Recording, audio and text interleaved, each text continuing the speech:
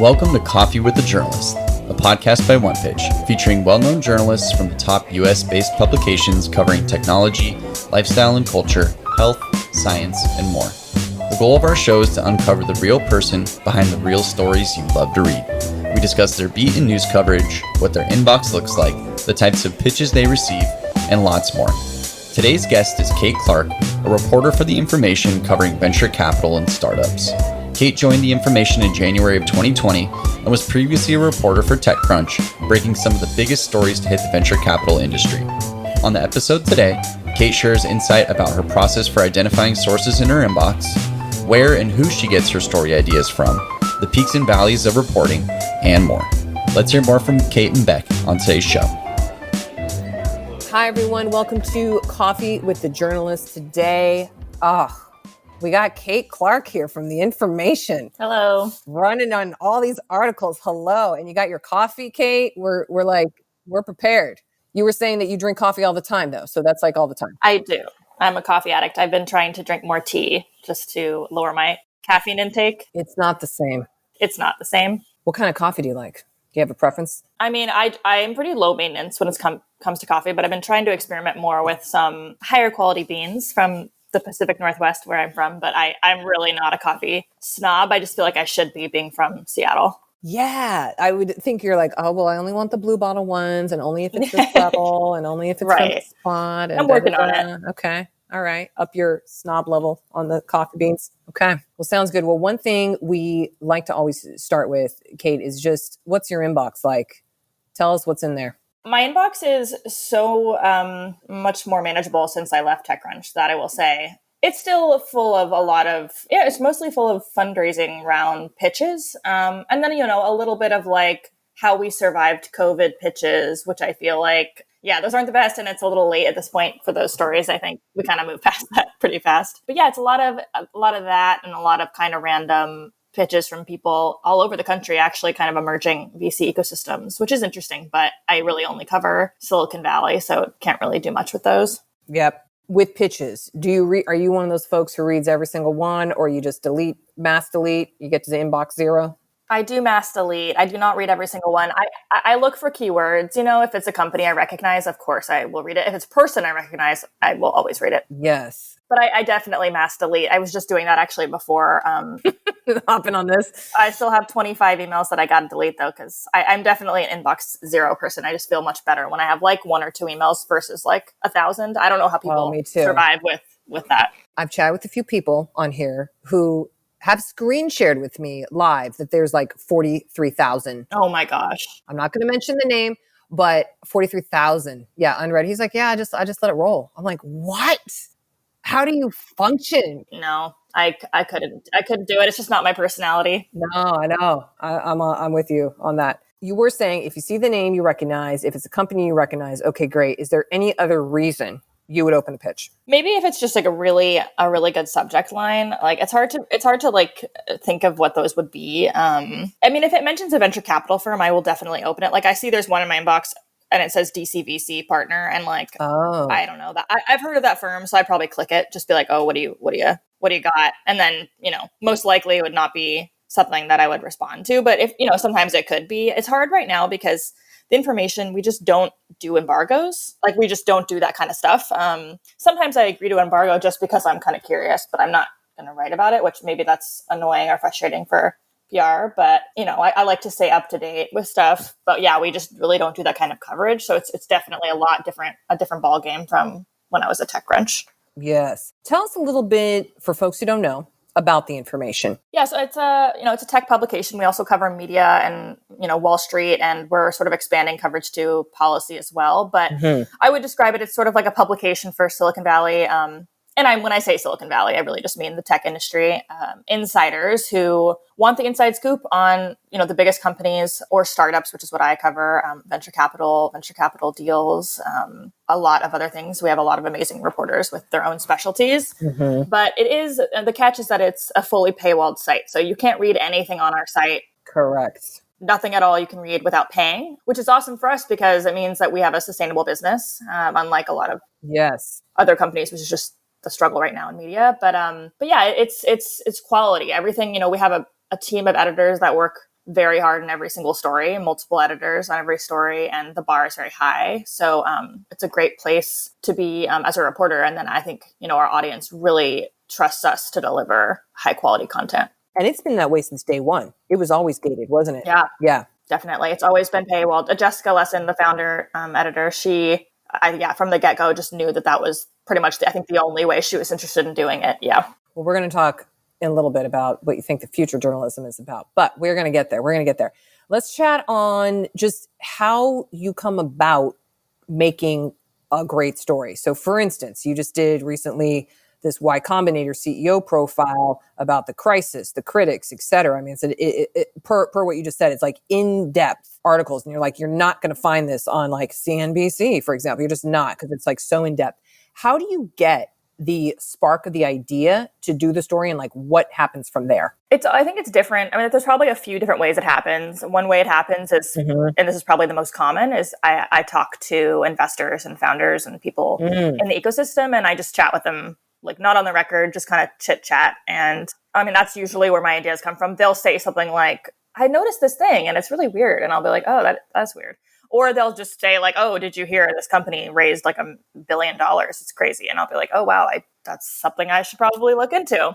And that's the best kind. It's the easiest for me if they just kind of say something. Other times it's just kind of like, I don't know, like with the Y Combinator, I have covered Y Combinator for a long time, and I knew I was interested myself in hearing from Michael Seibel how they were navigating remote. So that was just like, I wanted to do it, and, just pitched it to my editors and sold them on the idea. So I think it's kind of a combination of just like me having my own interests in tech and startups, and then just talking constantly to sources in the VC world.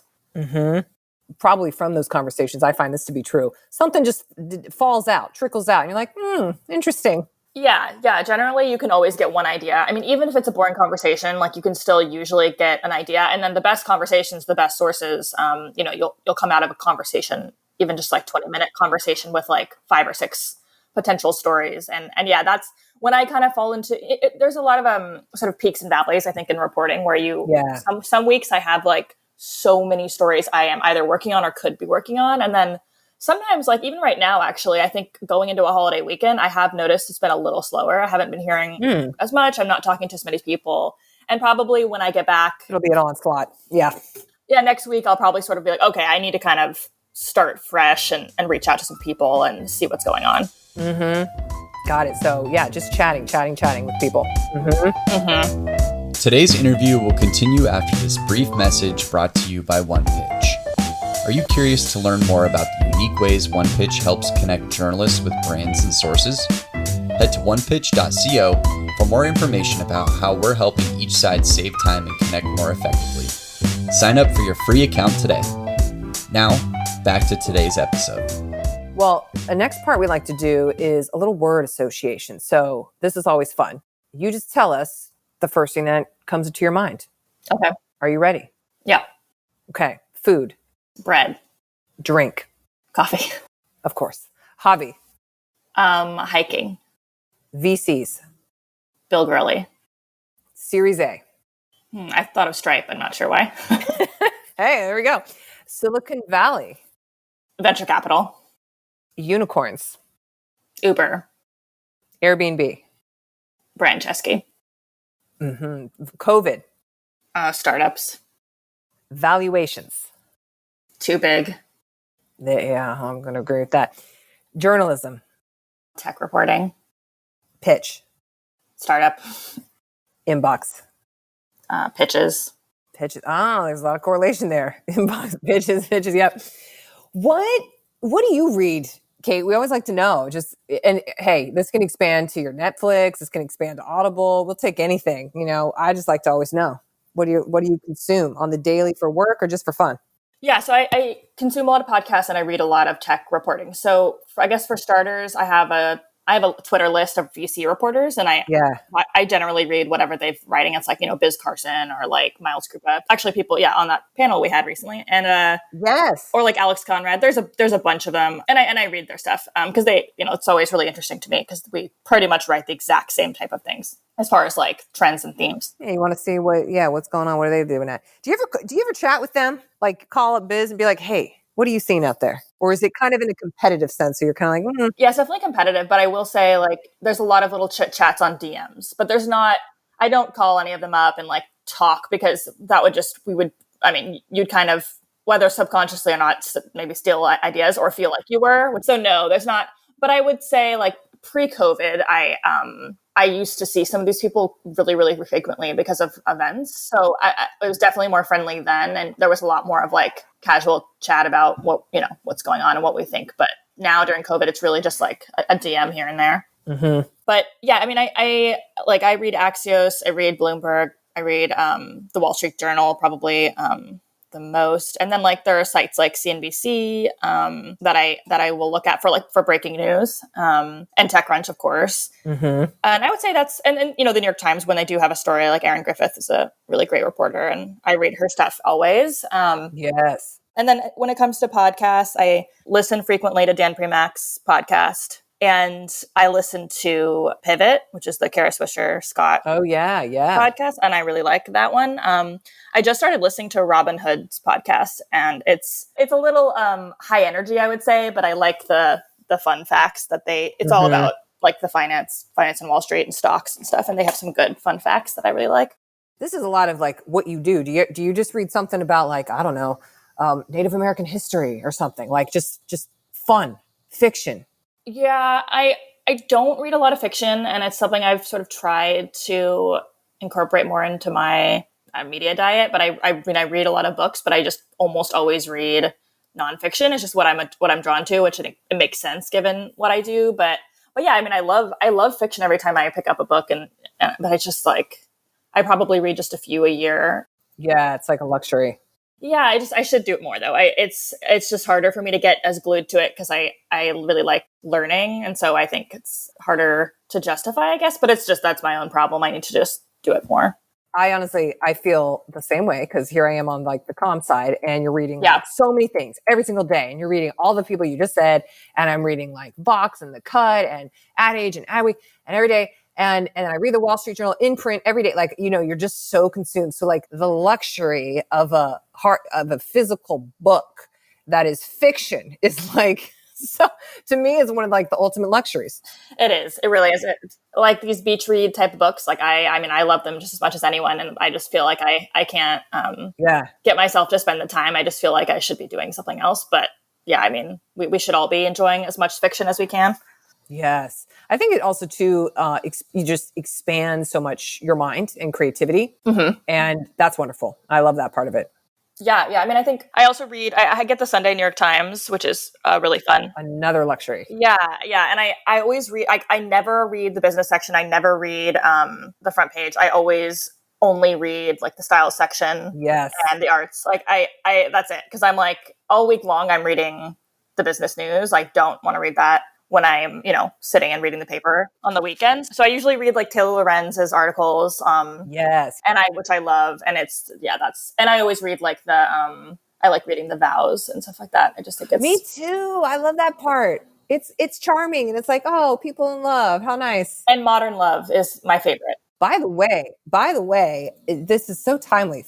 I just saw on Twitter, they just opened up their submissions. So anybody who's listening, it's from the editor, Daniel Jones. And he just said, our submissions are back open. So if anyone listening has just a juicy Modern Love, probably COVID-related story, by all means, get in there. Yeah, they're amazing. I am always like probably in tears like 50% of the time.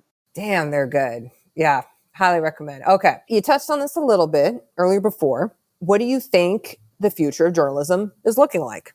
I think newsletters is the first thing that comes to mind. So everybody seems to be talking about this lately. They think that top reporters at certain outlets are going to leave and do their own thing. Taylor Lorenz is a great example. I think people expect she's going to start her own newsletter, which would be, a subscription model, and she would make money as an independent. And I have no idea whether that's something she even wants to do. But Polina from Term Sheet did that. Yes, she did do that, and she's done a phenomenal job. I don't subscribe to her.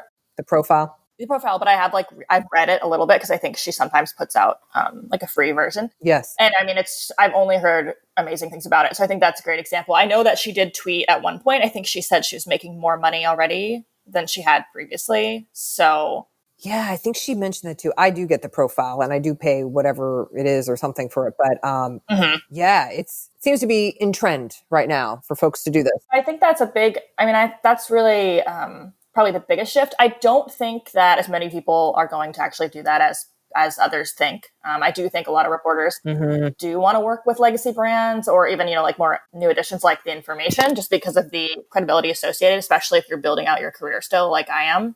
Yeah. But yeah, so that, and then, of course, subscription models, you've seen everyone shift to subscription like Fortune. I used to read Fortune all the time and I'm not a subscriber because I have a lot of other subscriptions and it's just not a priority. So now I don't read it at all, but I think it's great. I mean, I'm so all for the pivot to subscription because I understand how that works and it's necessary. But yeah, I mean, you've seen that happen in the last, I'd say maybe year or 2 years. And I don't know.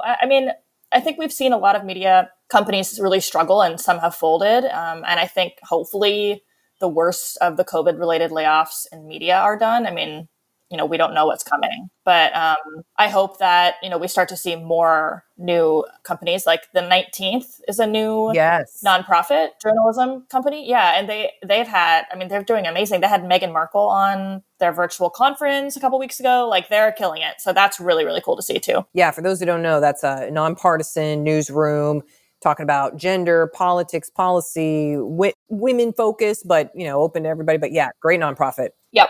Mm-hmm. Mm-hmm. Cool. Okay. So now here's a little bit of a different kind of query for you, Kate, because sometimes I'm talking with folks and they're 15 years, 20 years down the road in their journalism ascent of their career. And you're a few years in, so a little bit different. Would you, as your college self, as a freshman, say to yourself, yeah, absolutely do this, go into journalism? To myself? Yes, for sure. I mean, I don't know what I would say to somebody that wasn't me. I mean, it is really difficult to kind of figure out.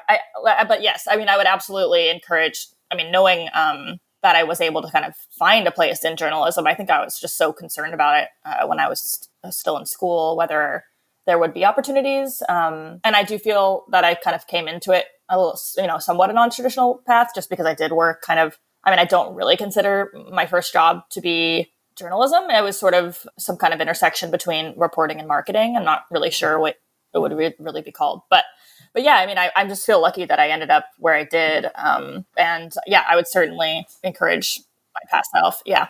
Journalists are typically very, very committed to the craft and very passionate about it. I don't think, that's why, there's this debate lately about venture capitalists versus journalists. And I think somebody might have been Alex Conrad. I don't know. It's somebody saying something yeah, it's journalists aren't, it's just complete. The motives are so different. It's just reporters are so passionate about being journalists and they don't, many reporters, most of us, we're not making anywhere near as much money. Yeah. It's completely different. So yeah, there's just yes, a slight difference on that calling. There's someone just put it on Twitter too. Dang, I forgot who it was, but Twitter just keeps rolling. But someone was saying oh, VCs fell into it by accident. I don't know anybody who's oh, I want to be a VC when I grow up. It's not a very common thing. Yeah, I never knew what a VC was until I graduated from school. Well, Kate, the last thing we have here is my favorite part, which is our little Mad Libs. Have you ever played before? Not a podcast version. Oh, okay. Okay, great. Well, I will tee you up with what I need, and then I will read you back what we get. Let's see how it goes. Sometimes they're shockingly accurate. We'll see. Okay, first thing is, what's just a catchphrase? Any catchphrase. I don't know. What about a scare phrase that you would hear in journalism specifically? Deadline. Deadline. Yeah. What about oppositely, more of an empowering buzzword used in your career? Engagement. How about an adjective? Enormous. What's just part of a pitch? Startup. What about another adjective? Short. And then another part of a pitch? Valuation. Okay. Then an amount of time? 2 minutes. 2 minutes. Great. And an adjective? Fuzzy. Then we just need a singular noun. San Francisco. And then a topic. And then we're almost done. Money. Money. Excellent. And then a verb ending in ing. Running. Then what about just any verb? Skip. Okay, are you ready? Yeah. Kate, I'm going to read it back. Here we go. To me, tech journalism is, I don't know, it consists of deadlines and engagements on the daily. If a pitch has an enormous startup mentioned, I will absolutely respond to it. However, if a pitch has a short little evaluation, you can expect no reply from me. If 2 minutes goes by and you don't see an email back from me, you can just assume I'm not fuzzy about it. The best stories always have San Francisco and are usually about money. And the best way to reach me is by running it over to me, or you can also skip it to me. Hey, that worked pretty well. I kind of like it. Yeah. Yes. Yeah, that sounds pretty accurate. Perfect. Oh, Kate, thank you so much for being on. Thank you for all the work you're doing out there and the deep dive stuff you're doing. It's been great to have you on today. I appreciate it. Thanks for having me. Thanks for tuning in to this week's episode of Coffee with a Journalist featuring Kate Clark from The Information. If you like our show, make sure to subscribe on iTunes, Spotify, Google Podcasts, and anywhere else you listen to podcasts, as well as leave us a review if you've enjoyed what you've heard. To learn more about the latest updates on OnePitch, head to our website at onepitch.co and see the unique ways we're helping public relations professionals pitch journalists more effectively. We'll be back next week with an all-new guest and even more insights about the journalist you want to learn more about. Until then, start great stories.